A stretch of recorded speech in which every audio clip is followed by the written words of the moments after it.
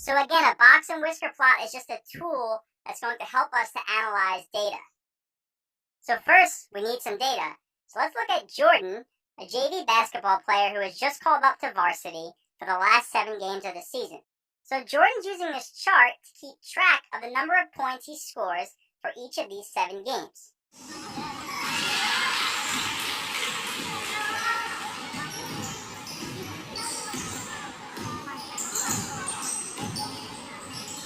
Now we can use this performance data to create a box and whisker plot that will help us to evaluate Jordan's performance over this 7-game span.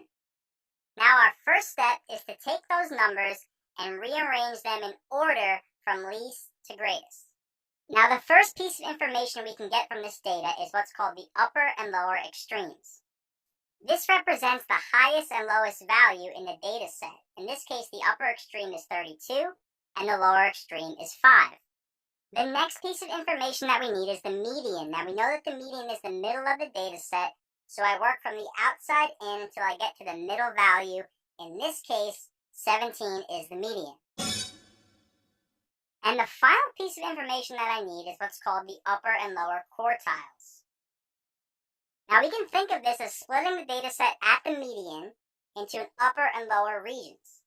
Now the upper quartile is just the median of that upper region of 3 numbers, which we know is 20, and the lower quartile is the median of that lower region of those 3 numbers, which we know is 10. So we can say that the upper quartile is 20 and the lower quartile is 10, and now we have all the information that we need to construct our box and whisker plot. So we're going to start with a number line that fits our data. And we have to mark where our upper and lower extremes are at 5 and 32, as well as our median value at 17, and the values of the upper and lower quartiles, in this example at 10 and 20. Now imagine taking these points and elevating them above the number line. Our first step is to construct 2 vertical lines through the upper and lower quartiles, and use these lines to construct a rectangular box that encloses the median point. And through that median point, we construct a vertical line. This represents the box in our box and whisker plot. And the final step is to draw horizontal lines that connect the upper quartile to the upper extreme and the lower quartile to the lower extreme. And notice that the graph itself is broken up into 4 different quadrants, each representing 25% of the whole. Now what you're probably thinking is, how can we use this graph to evaluate Jordan's basketball performance? Now for example, by looking at the extremes, we can see that it's probably unrealistic to expect Jordan in an average game to score anything near his high of 32 points or his low of 5 points. Now based on those extremes, you may think that Jordan is an inconsistent player. But if we look at the area inside the box, this is called the interquartile range, we can say that in an average game, Jordan will score between 10 and 20 points. And a coach can use this information to determine whether or not Jordan belongs in the starting lineup or on the bench. Come on! He can also use the box and whisker plot to compare Jordan's performance with the performance of other players.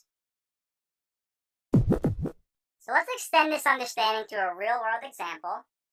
We're going to join Jess, who owns her own coffee shop, and she's keeping data on the number of espressos that she makes per day. So remember that our first step is to rearrange the values in order from least to greatest. And now we're ready to get the information that we need. So first we'll start with the extremes, the upper extreme at 96, the lower extreme at 32. Now for the median, again, moving outside in to find the middle value, we have 2 numbers, 51 and 59. So we just have to add them up and divide that sum by 2.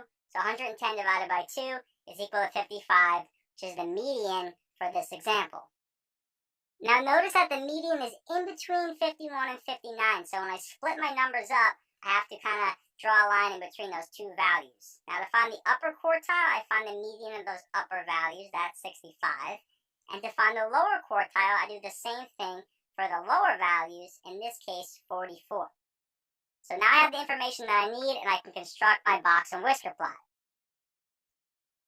So as always, the first step is to construct a number line that fits our data. So we'll start with points that are upper and lower quartiles at 65 and 44. And then we'll construct a point for the median at 55. And we'll use these points to construct our box. So again, vertical lines through the quartiles, construct your rectangle, and then draw another vertical line through the median.